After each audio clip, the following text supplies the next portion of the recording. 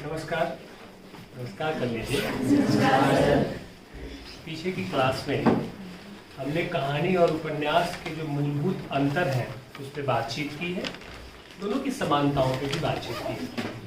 आज की क्लास केंद्रित है कहानी और उपन्यास के जो तत्व हैं उन पर, कि कहानी और उपन्यास के क्या तत्व हैं, इस पे हम विस्तार से बातचीत करेंगे, सभी तत्वों पे प्रकाश डालेंगे और अंत में हम यह जानेंगे कि कहानी या उपन्यास की तात्विक समीक्षा कैसे की जाती है। आपसे अक्सर यह प्रश्न पूछा जाएगा जब आप आगे की कक्षाओं में जाएंगे, तो कोई उपन्यास या कोई कहानी जो आपके पाठ्यक्रम में शामिल हो, तो आपसे प्रश्न पूछा जाएगा कि अमुक कहानी की तात्विक समीक्षा करें या अमुक उपन्यास की तात्विक समीक्षा करें। तो तात्विक समीक्षा का अर्थ है कहानी और उपन्यास के तत्वों को आधार बनाकर उनकी समीक्षा करना। तो पहले हम जब कहानी और उपन्यास के तत्वों को समझ लेंगे तो यह विषय हमारे लिए समझना बहुत दिलचस्प होगा कि कहानी और उपन्यास की तात्विक समीक्षा कैसे करें।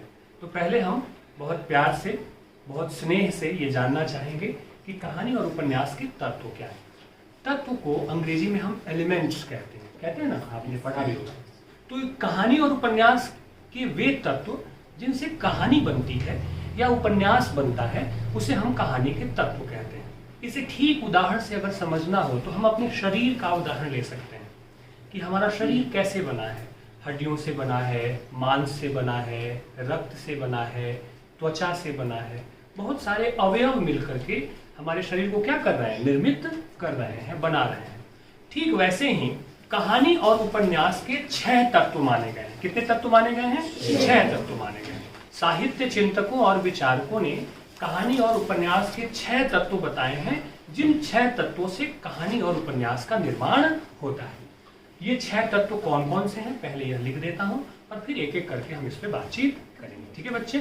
बोर्ड पर मैंने कहानी और उपन्यास के जो 6 तत्व हैं उन 6 तत्वों को लिख दिया है। ये 6 तत्व कौन कौन से हैं? कथानक, चरित्र चित्रण, संवाद, देश काल और वातावरण, भाषा शैली और छठा है उद्देश्य। इन 6 तत्वों से मिलकर कहानी और उपन्यास का निर्माण होता है। आप हमेशा ध्यान रखेंगे जिन 6 तत्वों से कहानी बनती है उन्हीं 6 तत्वों से उपन्यास भी बनता है। नाटक में थोड़ा अंतर होता है, वो नाटक की बात करते हुए हम उस पर चर्चा करेंगे।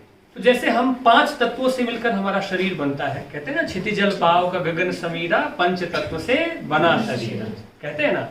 तो जैसे 5 तत्वों से हमारा शरीर बना है, वैसे ही साहित्य चिंतकों और विचारकों का यह मानना है कि कथानक, चरित्र चित्रण, संवाद, देशकाल और वातावरण, भाषा शैली और उद्देश्य, ये 6 ऐसे तत्व हैं जो कहानी और उपन्यास का निर्माण करते हैं। अब हम यह समझेंगे कि कथानक क्या है, चरित्र चित्रण क्या है, कथानक कैसा होना चाहिए, अच्छे कथानक की विशेषता क्या है, चरित्र चित्रण की क्या विशेषता होनी चाहिए, कैसे चरित्र चित्रण कहानीकार करता है या उसे करना चाहिए। एक एक करके हम प्रत्येक तत्वों की विशेषताओं पे बात करेंगे, उनके आधारों पे बात करेंगे, ताकि इन तत्वों के बारे में सही जानकारी हासिल करने के बाद जब हम किसी कहानी या उपन्यास की तात्विक समीक्षा करें तो हमें यह समझ में आ जाए कि कहानी या कथानक के जो गुण होते हैं, उस कथानक के गुणों के आधार पर, उस मानक के आधार पर यह कहानी फिट बैठती है या नहीं बैठती है। संवाद की जो विशेषता होती है, उस संवाद की विशेषता के आधार पर जो कहानी या उपन्यास हमारे सामने समीक्षा के लिए प्रस्तुत किया गया है वह सही ठहरता है या नहीं ठहरता है। तब आप एक आलोचनात्मक मूल्य के साथ, एक आलोचनात्मक दृष्टि के साथ उस कृति की, उस रचना की तात्विक समीक्षा कर सकेंगे, क्योंकि आपको यह मालूम होगा कि अच्छा कथानक क्या होता है, उसकी विशेषता क्या होती है, चरित्र चित्रण क्या होता है, उसकी विशेषता क्या होती है, संवाद कैसे होने चाहिए, कैसे संवाद नहीं होने चाहिए, देश काल और वातावरण कैसे कहानी और उपन्यास में आना चाहिए और नहीं आना चाहिए। तो क्या आना चाहिए, कैसे आना चाहिए, और कैसे आता है तो ठीक होता है और कैसे आता है तो ठीक नहीं होता है। जब इन आधारों को आप समझ लेंगे तो आप कहानी और उपन्यास की बहुत खूबसूरत, बहुत सलीके से समीक्षा भी कर सकेंगे। ठीक है प्यारे बच्चों? तो चलिए अब एक एक करके हम बिंदु पे आते हैं। कहानी या उपन्यास का जो सबसे प्रथम तत्व है, पहला तत्व है, वह है कथानक। कथानक कहते हैं हम उस ढांचे को जो घटनाओं को, वर्णनों को और चरित्रों को आपस में बांधता है यानी कि कथानक वह कड़ी है, वह माध्यम है जो किसी भी उपन्यास की तमाम सारी घटनाएं हैं, उसमें आने वाले तमाम सारे वर्णन हैं या तमाम सारे जो चरित्र हैं, उन चरित्रों को, वर्णनों को, घटनाओं को एक दूसरे से जोड़ता है और एक दूसरे से बांध करके रखता है, वह कहानी हो या वह उपन्यास हो। तो कथानक एक तरह से आप कहें कि किसी भी कहानी या उपन्यास का बहुत ही जरूरी और महत्वपूर्ण तत्व होता है। अंग्रेजी में इसे हम प्लॉट कहते हैं। क्या कहते हैं? प्लॉट कहते हैं। इसे और आसानी से समझना हो तो हम कह सकते हैं कि जो स्थान या जो महत्व हमारे शरीर में हड्डियों का है, वही स्थान किसी कहानी या उपन्यास में कथानक का है। कैसे? हमारे शरीर की एक आकृति है, वह आकृति किस पर टिकी हुई है? हड्डियों पर टिकी हुई है। अगर उस हड्डियों के ढांचे को शरीर से हटा दिया जाए तो मांस क्या होगा? भरभरा के नीचे गिर जाएगा। वह आधार ही क्या होगा? शरीर का आधार ही पूरा टूट जाएगा, समाप्त हो जाएगा। किसी भी कहानी या उपन्यास में कथानक उस ढांचे के समान है, उस हड्डी की तरह है जो कहानी या उपन्यास के बाकी सारे तत्वों को आपस में क्या करता है? जोड़ करके रखता है। और कथानक पूरी कहानी को एक दिशा प्रदान करता है। जो प्राचीन भारतीय आचार्य थे, उन्होंने कथानक के 3 रूप बताए। विशेष रूप से आचार्य धनंजय ने अपने ग्रंथ दश रूपक में इसकी विस्तार से चर्चा की है। जो पहला प्रकार है वह होता है प्रख्यात। क्या होता है? प्रख्यात। ख्यात नाम से ही स्पष्ट है, जो बहुत प्रसिद्ध हो, बहुत चर्चित हो।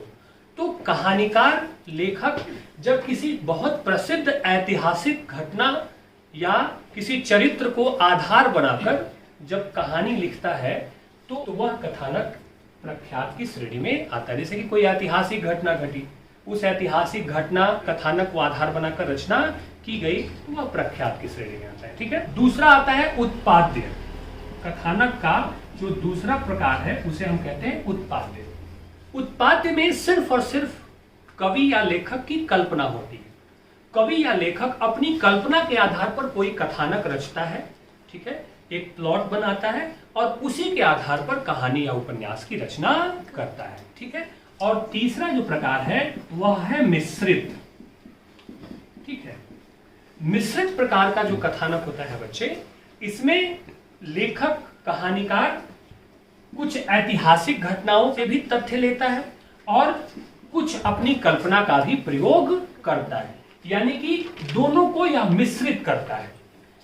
इतिहास की कोई घटना या किसी पात्र को आधार बनाकर और अपनी कल्पना का भी सहारा लेकर के दोनों चीजों को यह मिश्रित करते हुए जब कथानक बनाता है तो इस तरह के कथानक को हम क्या कहते हैं? मिश्रित कथानक कहते हैं। तो मिश्रित कथानक न तो पूरी तरह से प्रख्यात है और न तो पूरी तरह से उत्पाद्य है। यह प्रख्यात और उत्पाद्य दोनों का क्या है? मिश्रण है। तो विद्वानों ने मूलतः यह 3 प्रकार के कथानकों का जिक्र किया है और ये कथानक है प्रख्यात, उत्पाद्य और मिश्रित। ठीक है बच्चे। अब हम जानेंगे कथानक के विकास की अवस्थाओं के बारे में कि किसी भी कहानी या उपन्यास में जो कथानक होता है वह कैसे विकसित होता है। तो उसके 5 चरण माने गए हैं। उन 5 चरणों के आधार पर कथानक विकसित होता हुआ आगे बढ़ता है। उसमें पहला चरण है कि कथानक का आरंभ रोचक होना चाहिए। यानी कि कोई भी कथा जो प्रारंभ हो रही है उसका आरंभ पाठक को या श्रोता को क्या करने वाला हो? रिझाने वाला हो, उसमें जिज्ञासा जगाने वाला हो या रोचकता पैदा करने वाला हो। ऐसे कथानक प्रायः पाठकों या श्रोताओं के हृदय में अपनी एक खास जगह बनाते हैं और रोचक होते हैं। अब जाहिर सी बात है, कोई ऐसी कथा आप सुनने लगे जो बहुत उबाऊ हो, जो बोर कर रही हो, जिसमें रस नहीं आ रहा हो, तो पाठक उसे क्या करेगा? नहीं पढ़ पाएगा, उसे आनंद नहीं मिलेगा। तो कथानक के विकास की जो पहली अवस्था है वह है कि रोचकता। उसका प्रारंभ कैसे हो? रोचकता के साथ हो। उसकी दूसरी विकास की प्रक्रिया यह है कि आगे बढ़ने की प्रक्रिया में पात्रों का जो मानसिक विकास हो उसे प्रतिबिंबित करे।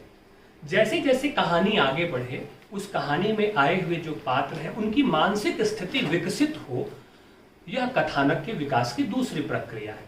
आप याद करें एक कहानी ईदगाह, क्योंकि आपने 12वीं क्लास में वह कहानी पढ़ी है।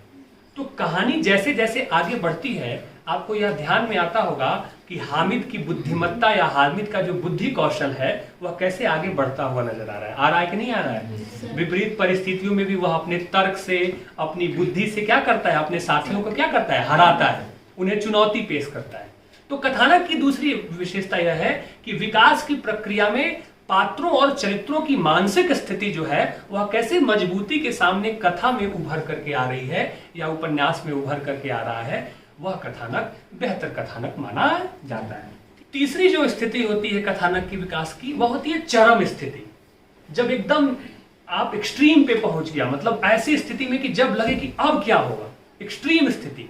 आप कोई फिल्म देखते हैं या कोई वेब सीरीज देखते हैं तो आपको मालूम होता है कि वो अंतिम पिक स्टेज, जो पिक पॉइंट होता है, अब क्या हुआ। आपने दृश्यम 2 फिल्म देखी होगी अभी, अगर नहीं देखी होगी तो देखनी चाहिए, उसमें एक बहुत शानदार दृश्य है इस तरह से। तो अंतिम पायदान पे पहुंच करके क्या होता है, व्यक्ति स्तब्ध हो जाता है कि अब क्या होगा। तो अच्छा कथानक इस तरह की एक स्तब्धता पैदा करता है पाठक के भीतर कि अब क्या हो गया, जो जिज्ञासा का जो अंतिम बिंदु है। उसके बाद जैसे ही उस जिज्ञासा का समाधान होता है, चरम स्थिति का समाधान चौथा चरण होता है। चरम स्थिति के समाधान से मतलब है कि जो पिक पॉइंट, जो अंतिम बिंदु जिसके बाद जिज्ञासा लगी हुई थी, उस जिज्ञासा का क्या हो गया, समाधान हो गया। यह चौथी स्थिति होती है। और जैसे ही समाधान होता है पाठक या दर्शक थोड़ा शांत हो जाता है, उसकी मानसिक स्थिति थोड़ी नीचे आ जाती है, उसको पता चल जाता है कि अच्छा ये हुआ या ये होना। समझ रहे? अंतिम जो विकास की प्रक्रिया है वह है परिणाम, कि फिर अंत में क्या हुआ या उसका परिणाम निकल करके सामने क्या आया। तो इन 5 अवस्थाओं में कथानक की विकास प्रक्रिया को क्या किया जाता है, रेखांकित किया जाता है या उसे समझा जाता है। इस तरह से आप देखें कि कथानक की पूरी जो विकास प्रक्रिया है उसमें हम एक बात समझते हैं कि कथानक संक्षिप्त होता है और अपनी संक्षिप्तता के साथ वह तमाम तरह की घटनाओं को, पात्रों को, चरित्रों की जो मन स्थितियां हैं उन सब को एक दूसरे से जोड़ने का काम करता है। अब हम समझते हैं कि अच्छा कथानक किसे मानते हैं, अच्छा कथानक होता क्या है, ताकि जब हम यह बात समझ लेंगे कि अच्छा कथानक क्या होता है तो कहानी या उपन्यास की तात्विक समीक्षा करते हुए हम यह बता सकेंगे कि कथानक के गुणों के आधार पर यह कहानी ठीक है या नहीं है, उचित है या नहीं है, या खामी है तो क्या है, या अगर विशेषता है तो क्या है। ठीक है। अच्छे कथानक की पहली विशेषता यह होती है कि उसमें अनुपात और गति का संतुलन होता है। अनुपात और गति के संतुलन का मतलब यह है कि घटनाओं और वर्णनों का इतना विस्तार नहीं हो जाए कि पाठक पढ़ते हुए खो जाए। एक के बाद एक घटना, एक के बाद एक घटना, घटनाओं का ही विस्तार हो रहा है, या इतने अधिक चरित्र न आ जाएं कि उसे ध्यान ही न रहे कि कौन चरित्र कब आया, क्या कहा और क्या कह के चला गया। तो अनुपात और गति के संतुलन का मतलब यह है कि घटना और वर्णन और चरित्र दोनों में क्या होना चाहिए, संतुलन होना चाहिए। घटनाएं इस तरह से आए कि पाठक उन घटनाओं का हिस्सा बनता हुआ कहानी में आगे बढ़ता हुआ चला जाए। घटनाओं की बहुत भरमार न हो, पात्रों की भी बहुत भरमार न हो, और पात्र बहुत कम भी न हो, यानी कि संतुलन हो। आवश्यक पात्र जितने उस कहानी या उपन्यास के लिए अपेक्षित हैं उतने पात्र आए और उसी तरह से घटनाओं का वर्णन हो। अगर घटनाएं या वर्णन बहुत अधिक हो जाएगा या पात्र बहुत अधिक या बहुत कम हो जाएंगे, ऐसी स्थिति में भी वह कथानक अच्छा कथानक नहीं माना जाता है। अच्छा कथानक आप प्रेमचंद की कहानियों में देख सकते हैं। आप देखें फिर से ईदगाह कहानी की मैं बात करूं तो कितने पात्र हैं, हामिद है, उसकी दादी है, उसके 4 दोस्त हैं, है कि नहीं है, बहुत अधिक पात्र नहीं है। और कहानी को पढ़ते हुए कहीं से भी नहीं लग रहा है कि कोई भी पात्र अलग से आरोपित किया गया है। कहानी की घटना की प्रक्रिया में वो सारे पात्र आते हैं अपनी मजबूती के साथ, अपनी स्थिति के साथ, और कहानी को सुंदर बनाते हैं, सुरुचिपूर्ण बनाते हैं, और कहानी पढ़ते हुए पाठक उस कहानी के साथ एक यात्रा पर निकल पड़ता है, उसे कुछ भी उबाऊ नहीं लगता है। तो अनुपात और गति का संतुलन कथानक का पहला गुण होता है। ठीक है। दूसरा गुण है संबंध निर्वाह। संबंध निर्वाह से मतलब है कि घटनाओं और चरित्रों के बीच की आपस की कनेक्टिविटी, दोनों का आपस में जुड़ाव। अब घटना जो हो रही है उससे अगर चरित्र पूरी तरह से जुड़ नहीं पा रहा है, कनेक्ट नहीं हो पा रहा है, तो ऐसा कथानक अच्छा कथानक नहीं माना जाता है। जो कथानक है वह घटनाओं और पात्रों से अगर संबंध स्थापित नहीं कर पा रहा है तो ऐसे कथानक को भी हम अच्छा कथानक नहीं मानेंगे। ठीक, तीसरी एक बात है, महत्वपूर्ण बात, जो कि उपन्यासों में ज्यादातर देखने को मिलती है, कहानी में भी होती है लेकिन लंबी कहानियों में यह बात होती है, छोटी कहानियों में यह बात नहीं होती, कि किसी एक उपन्यास में एक मुख्य कथा होती है, प्रधान कथा होती है, और उसके साथ साथ कुछ अन्य कथाएं भी चल रही होती हैं। होता है ना ऐसा? वेब सीरीज आप देखते हैं तो होता है कि नहीं होता है? एक मुख्य कथा है और बाकी सारी कथाएं भी साथ में चल रही हैं। तो जो मुख्य कथा होता है उसे आधिकारिक कथा कहते हैं, और जो दूसरी सारी कथाएं चल रही होती हैं उपन्यास या लंबी कहानियों में भी या नाटकों में भी, उसे हम अवान्तर कथा या प्रासंगिक कथा कहते हैं।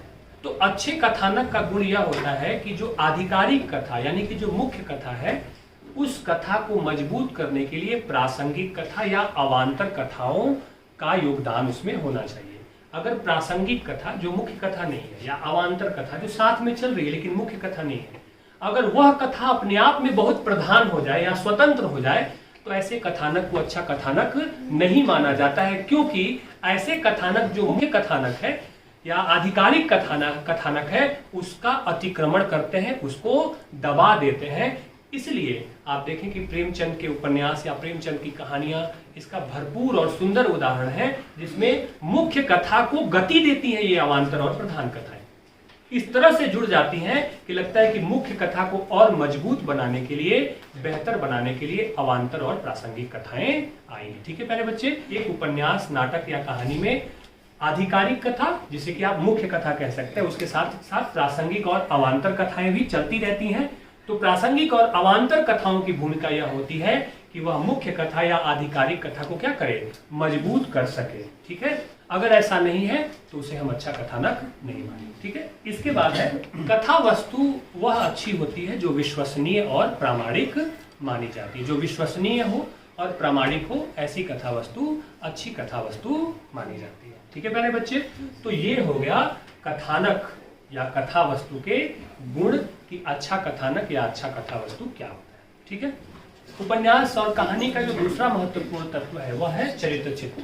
कोई भी कहानीकार या उपन्यासकार जब अपने उपन्यास या कहानी की बात कर रहा होता है तो उसे चरित्रों की आवश्यकता होती है। वह जो बात कहना चाह रहा है, जो दिखाना चाह रहा है, वह सीधे सीधे उपदेश के अर्थों में नहीं दिखा सकता, वह चरित्रों और पात्रों के माध्यम से ही क्या कर सकता है, दिखा सकता है।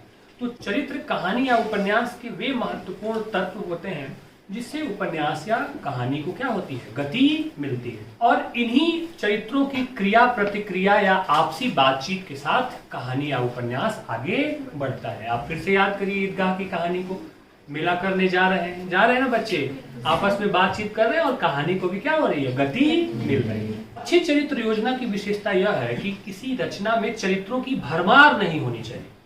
ठीक है, जितनी आवश्यकता हो उतने ही चरित्र वहां आए और सुविधाजनक ढंग से जो संदेश कहानीकार या उपन्यासकार देना चाहता है उस संदेश को देने में वो चरित्र सफल हो सके तो वह अच्छी चरित्र योजना मानी जाती है। या बहुत कम चरित्र भी नहीं होने चाहिए, आवश्यकता अनुसार ही चरित्रों का प्रयोग किया जाना चाहिए। बहुत कम भी नहीं हो, बहुत अधिक भी नहीं हो, संतुलित होना चाहिए। चरित्र इतने अधिक ना हो कि रचना के मूल भाव का संप्रेषण ना हो सके और चरित्र इतने कम भी ना हो कि रचना के मूल भाव का संप्रेषण ना हो सके, तो ये दोनों स्थिति खतरनाक है। इस संदर्भ में भी आप प्रेमचंद की कहानियों और उपन्यास को देख सकते हैं। आधुनिक काल में भी अच्छे अच्छे उपन्यासकार और कहानीकार हुए जिन्होंने चरित्र योजना में बहुत सफलता पाई और चरित्रों के सही प्रयोग से बहुत बेहतरीन रची जो कि बहुत लोकप्रिय भी हुई। अच्छी चरित्र योजना का एक और लक्षण यह है कि चरित्र सहज और सरल होने चाहिए। चरित्र कॉम्प्लिकेटेड नहीं होने चाहिए, उलझे हुए नहीं होने चाहिए और साथ ही साथ चरित्र काल्पनिक नजर नहीं आने चाहिए। ऐसा लगना चाहिए कि वह चरित्र जो कहानी या उपन्यास में आया है वह जीवन का प्रतिनिधित्व कर रहा है, सामाजिक जीवन के किसी विशेष हिस्से को प्रस्तुत कर रहा है। वह कहीं से आरोपित नहीं है या कपोल कल्पना के आधार पर उस चरित्र का आरोपण नहीं किया गया है। और वर्तमान समय में वे ही चरित्र अच्छे लगते हैं जो स्वाभाविक जान पड़ते हैं। नहीं तो क्या होता था, जो प्रायः नायक होता था पहले की कहानियों में या पहले की फिल्मों में, उसमें कोई अवगुण ही नहीं होते थे, गुण ही गुण होते थे। और खलनायक में सिर्फ क्या होता था, अवगुण ही अवगुण होता था। जबकि स्वभाव तो आप देखें तो ऐसा होता ही है कि अच्छे से अच्छे व्यक्ति में भी कोई ना कोई दोष होता है, द्वंद्व होता है, झुंझलाहट होती है, या बुरे से बुरे व्यक्ति में, खलनायक में भी कहीं ना कहीं कोई ना कोई गुण होता है। तो स्वाभाविक पात्र योजना का मतलब यह हुआ कि स्वभावतः उसका चित्रण किया जाए, उसके द्वंद्व को, उसके संघर्ष को, उसके मनोभावों को कहानी में या उपन्यास में चित्रित किया जाए। इस तरह की चरित्र योजना अच्छी चरित्र योजना मानी जाती है। अच्छी चरित्र योजना में सभी चरित्रों का महत्व बराबर नहीं होता है। एक और बड़ी विशेषता यह है चरित्र योजना की, जो मुख्य चरित्र होते हैं वो विशिष्ट नजर आने चाहिए। जैसे कि आप देखें ईदगाह कहानी में हामिद विशिष्ट नजर आ रहा है कि नहीं आ रहा है, क्योंकि उस कहानी का क्या है, मुख्य चरित्र है। बाकी चरित्र जो है उस मुख्य चरित्र के व्यक्तित्व को उभारने में मदद करते हैं या मदद कर सके, इस तरह की चरित्र योजना अच्छी चरित्र योजना मानी जाती है। और एक और महत्वपूर्ण बात कि अच्छी चरित्र योजना में चरित्र के कैरेक्टर के सिर्फ बाहरी पक्ष को नहीं दिखाया जाता है, उसके भीतरी पक्ष को भी दिखाया जाता है कि वह कैसे सोच रहा है, क्या उसका मनोविज्ञान है, क्या उसका चिंतन है। इन सारी प्रक्रियाओं का भी उसमें निरूपण किया जाता है। ऐसी चरित्र योजना अच्छी चरित्र योजना मानी जाती है। चरित्र योजना के मूल्यांकन के लिए सामान्यतः 4 तरह की शैलियों का प्रयोग किया जाता है। पहली शैली यह होती है कि चरित्र अपने बारे में ही स्वयं बताएं। दूसरी शैली होती है कि एक चरित्र दूसरे चरित्र के बारे में क्या करे, बताएं। तीसरी शैली यह होती है कि लेखक ही चरित्र के बारे में बताए। और चौथी शैली यह होती है कि घटनाओं और परिस्थितियों के हिसाब से उस चरित्र की विशेषता का वर्णन कहानी या उपन्यास में खुद ब खुद स्पष्ट हो जाए। तो अच्छी कहानियां या अच्छा उपन्यास वह होता है जिसमें लेखक इन चारों तरह की शैलियों का प्रयोग संतुलित रूप से करता हो। इस तरह की चरित्र योजना अच्छी चरित्र योजना मानी जाती है। तो अच्छे चरित्र की विशेषताएं आप समझ गए। अब है संवाद योजना। संवाद योजना का मतलब होता है कहानी या उपन्यास में आए हुए जो चरित्र हैं उन चरित्रों के बीच की आपसी बातचीत, जिसे हम संवाद कह सकते हैं। तो अच्छा संवाद वह होता है जहां कहानी या उपन्यास में चरित्रों की सीधी बात आपस में हो रही है। याद करिए ईदगाह कहानी को, जितने भी चरित्र हैं, मोहसिन है, हामिद है, नूरे है, सम्मी है, वो सब क्या कर रहे हैं, डायरेक्ट एक दूसरे से क्या कर रहे हैं, संवाद कर रहे हैं। तो अच्छी संवाद योजना वह होती है जिसमें पात्र या चरित्र सीधे एक दूसरे से क्या करें, बातचीत करें।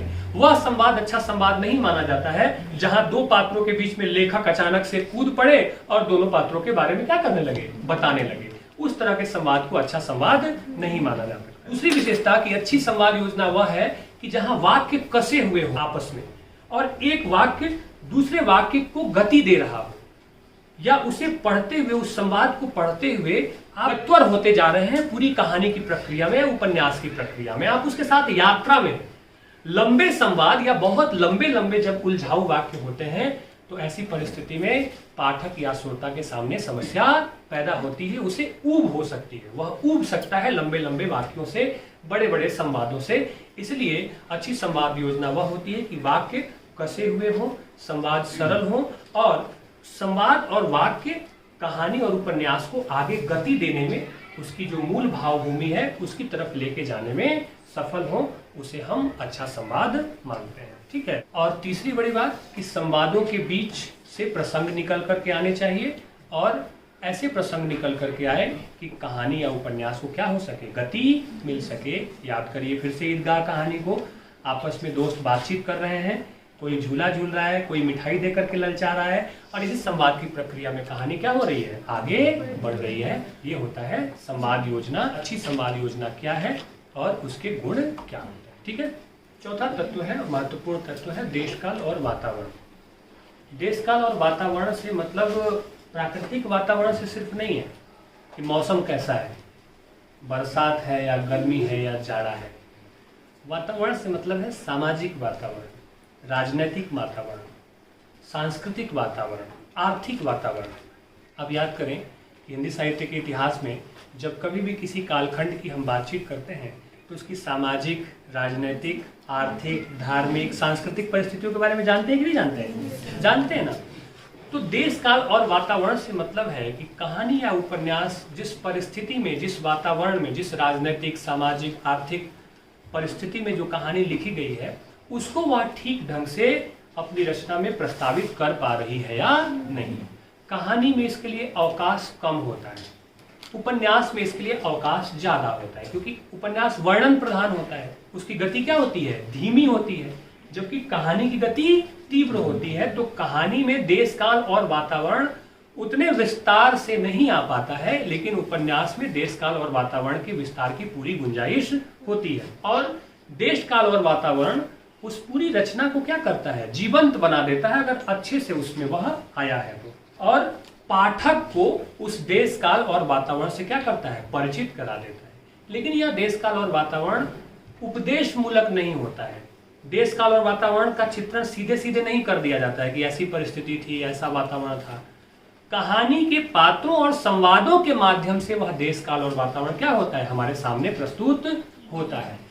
जैसे कि आपने एक उपन्यास पढ़ा होगा, रंगभूमि, प्रेमचंद का उपन्यास है। उसमें सूरदास नामक एक पात्र है जो गांधीवादी विचारधारा का है। तो उसमें क्या हुआ है, अंग्रेजी शासन का जो क्रूर रवैया है, उस अंग्रेजी शासन के क्रूर रवैये और गांधीवादी विचारधारा को पात्रों के माध्यम से प्रस्तुत किया है प्रेमचंद ने। तो वो वहां पे डायरेक्ट यह नहीं बता रहे हैं कि ऐसे अंग्रेज करते थे, ऐसे उनकी नीति थी, ऐसे उनकी नीति थी। वह पात्रों और घटनाओं के माध्यम से इस बात को क्या कर रहे हैं, प्रस्तुत कर रहे हैं। और जब देश काल और वातावरण शानदार ढंग से, सुंदर ढंग से उपन्यास कहानी में चित्रित होता है तो पाठक स्वयं में उसको समझ लेता है, जान लेता है। यह देश काल और वातावरण की क्या होती है, विशेषता होती है। लेखक देश काल और वातावरण की सूचना प्रत्यक्ष रूप में नहीं देता है, बल्कि वह कहानी और उपन्यास में आने वाले जो भाव हैं, घटनाएं हैं और जो चरित्र हैं और उन चरित्रों के जो संवाद हैं, उसके माध्यम से वह उसकी सूचना देता है। ठीक है प्यारे बच्चों, ठीक है। अब अंत में है भाषा शैली और उद्देश्य। पांचवा जो महत्वपूर्ण तत्व है वह भाषा शैली। इसमें यह देखा जाता है कहानीकार या उपन्यासकार ने किस तरह की भाषा शैली का प्रयोग किया है। यदि ऐतिहासिक घटना है तो स्वाभाविक सी बात है कि संस्कृत निष्ठ तत्सम शब्दावली का प्रयोग हुआ होगा। आप याद करें, आप रामायण देखते हैं, आप महाभारत देखते हैं ना, तो रामायण और महाभारत के जो पात्र क्या हैं, वह संस्कृत निष्ठ तत्सम हिंदी शब्दावली का प्रयोग करते हैं। जबकि आप अभी की जब फिल्म देखते हैं तो वह फिल्म की भाषा क्या होती है, हिंदी अंग्रेजी मिक्स भाषा होती है, सरल भाषा होती है कि नहीं होती है। तो भाषा शैली का प्रयोग देश काल, वातावरण और चरित्रों के माध्यम से किया जाता है। ठीक है, अगर परिस्थिति अलग है और भाषा शैली उसके हिसाब से नहीं है तो वह रचना हास्यास्पद हो जाएगी या पाठकों के मन में वह आनंद पैदा करने में सफल नहीं होगी। अब आपको एक उदाहरण देता हूँ छोटा सा, आपको बहुत मजा आएगा। पिछले दिनों मैं रामलीला देख रहा था कहीं मैदान में बैठकर, तो वहां एक दृश्य आता है, आप सब जानते हैं कि लक्ष्मण मूर्छित हो गए हैं, मेघनाथ ने चलाया है बाण और वापस आकर के और उत्सव का माहौल है। तो जब मेघनाथ आते हैं, रामलीला की बात मैं बता रहा हूँ, तो मेघनाथ जब आते हैं रावण के सामने तो कहते हैं, पिताश्री मूर्छित हो गया है लक्ष्मण और मैंने लक्ष्मण को समाप्त कर दिया है और बहुत खुशी का माहौल है। इस तरह का कुछ संवाद चल रहा है। तो रावण कहते हैं कि मैं अत्यंत प्रसन्न हुआ। और इसी बीच संभवतः मेघनाथ कहता है अपने सैनिकों को कि सैनिकों डीजे बजाओ। अब देखें आप, रामायण के जमाने में डीजे का कॉन्सेप्ट तो नहीं था, ठीक है कि नहीं? और सैनिक कहते हैं जी महाराज बजाता हूं। तो कहने का मतलब यह है कि ये जो डीजे शब्द आया, ये जो संवाद है, जो भाषा आई, उस घटना और उस स्थिति के क्या है, अनुकूल नहीं है। तो जैसी घटना, जैसी परिस्थिति, उस तरह की भाषा शैली का प्रयोग किया जाना चाहिए। ठीक है, रचनाकार मुहावरों और लोकोक्तियों का भी प्रयोग करता है और मुहावरे और लोकोक्तियां क्या हैं, धारदार बनाती हैं रचना को, उसकी कथा वस्तु को, पाठक को आकर्षित करती हैं। लेकिन यह ध्यान रखना चाहिए कि इतना ज्यादा प्रयोग इनका ना हो जाए मुहावरे और लोकोक्तियों का कि पाठक के सामने समस्या खड़ी हो जाए। तो मुहावरे और लोकोक्तियों के प्रयोग के में भी संतुलन और सावधानी बरतने की जरूरत होती है। ठीक है, भाषा शैली की एक और विशेषता होती है व्यंग, व्यंग करते हुए। ठीक है ना, चुटीले अंदाज में किसी विषय को प्रस्तुत करना हो तो अगर व्यंग आता है उस भाषा शैली में, तो जो संप्रेषण है, जो मूल भाव है संप्रेषण, जो कहानी या उपन्यास का, वह ठीक से पाठक के भीतर तक पहुंचता है। और साथ ही साथ सूत्र वाक्यों का प्रयोग, कहानीकार और लेखक कहानी कहते हुए या उपन्यास की कथा कहते हुए कोई ऐसी बात कह देता है जो बड़ा सूत्र वाक्य होता है।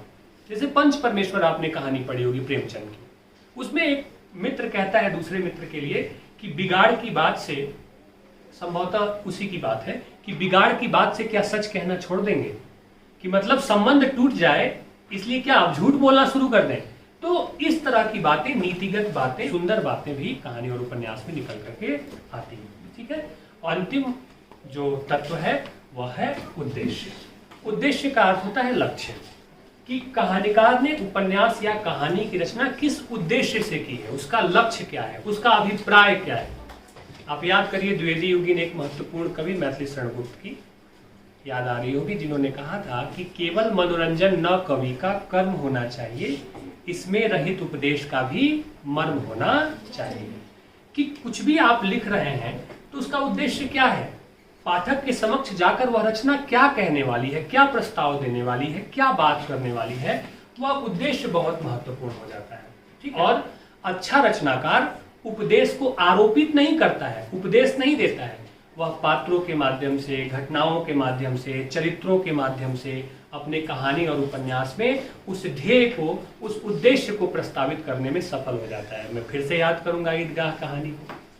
आप सोच रहे हो कि सर को लगता है कोई और कहानी याद नहीं आ रही। मैं इस कहानी का जिक्र बार बार इसलिए कर रहा हूँ कि आप अभी 12वीं पास करके ये कहानी पढ़ के आए, ठीक है। तो किसी और कहानी का जिक्र करूंगा तो संभव है कि आपने वो कहानी न पढ़ी हो, इसलिए मैं इस कहानी का जिक्र बार बार कर रहा हूँ। तो क्या है उस कहानी का उद्देश्य, क्या है कि प्रेमचंद समाज की उस स्थिति को दिखाना चाह रहे हैं जहां गरीबी और मुफलिसी एक बच्चे को समय से पहले ही क्या करती है, बड़ा बना देती है। लेकिन ये बात वो कहीं नहीं लिख रहे हैं, लेकिन हम सबको समझ में भी आ रहा है कि वो क्या कहना चाह रहे हैं। आई बात समझ में कि नहीं। तो ये उद्देश्य आरोपित न लगे, ठीक है ना, उपदेश मूलक न लगे, वह कहानी के माध्यम से स्वतः ध्वनित हो जाए। इस तरह की उद्देश्य जो वर्णन करता है उपन्यासकार या कहानीकार, वह विशिष्ट होता है।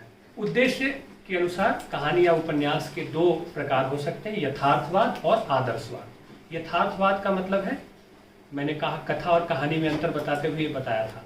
यथार्थवाद का मतलब है समाज और जीवन की सच्चाई को कहानी या उपन्यास प्रस्तुत कर रहा हो, और आदर्शवाद का मतलब है समाज और जीवन कैसा होना चाहिए, कैसा होना चाहिए इसका प्रस्ताव वह कर रहा हो। आदर्शवाद, आदर्शवाद का मतलब है कि हम कहीं पहुंचना चाहते हैं, हम वैसे हैं नहीं लेकिन हम वहां पहुंचना चाहते हैं। तो अच्छी कहानी में यथार्थ और आदर्श दोनों का सम्मिश्रण होना चाहिए। अच्छे उपन्यास में भी, जिसमें जीवन का सच हो, जीवन की वास्तविकता हो, समाज का सच हो, समाज की वास्तविकता हो, और कहानी या उपन्यास अंत में एक सुंदर स्थिति का प्रस्ताव करे जिसे पढ़कर पाठक को लगे कि उसका हृदय परिवर्तन हुआ, वह सोचने समझने पर विवश हुआ और वह एक बेहतर व्यक्ति बनने की दिशा में, बेहतर नागरिक बनने की दिशा में सोच सके, बेहतर मनुष्य बन सके।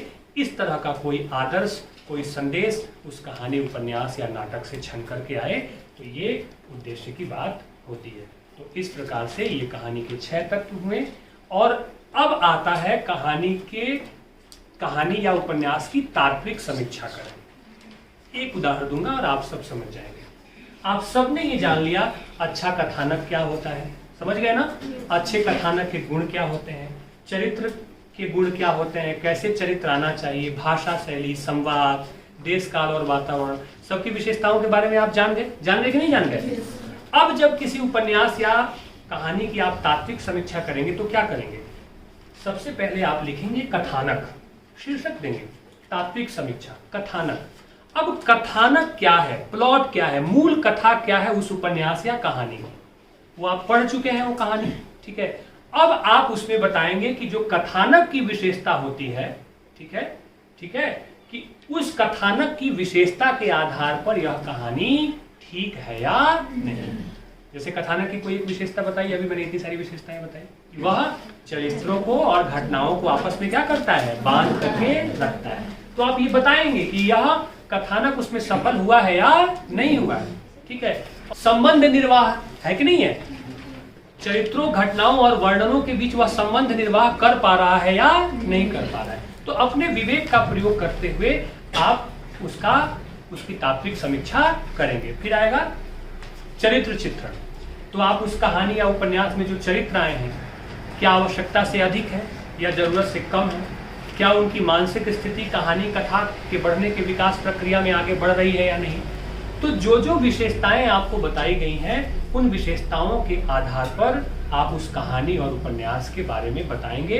और बहुत संतुलित ढंग से, अगर आपको कहीं लगता है उस कहानी में या उस उपन्यास को पढ़ने के बाद यहाँ कथानक बिखरा हुआ है, या आवश्यकता से अधिक चरित्र हैं, या भाषा शैली का प्रयोग सही नहीं हुआ है, संवाद योजना बहुत लंबी है या बहुत उबाऊ है, तो आप उसका वर्णन कर सकते हैं उदाहरण के साथ कि जैसे प्रसाद के नाटकों के संवाद बड़े लंबे लंबे और बड़े उबाऊ भी होते हैं, तो आप उसका जिक्र कर सकते हैं कि यहाँ संवाद योजना थोड़ी उबाऊ है या मुहावरे और लोकोक्तियों का बहुत ज़्यादा आवश्यकता से प्रयोग किया गया है। और अंत में आप तात्विक समीक्षा के दौरान उद्देश्य का वर्णन करेंगे कि जो कहानी और उपन्यास आपके सामने प्रस्तुत किया गया है वह अपने उद्देश्य को ठीक ढंग से पाठक के सामने रख पाने में सफल हुआ है या नहीं हुआ है।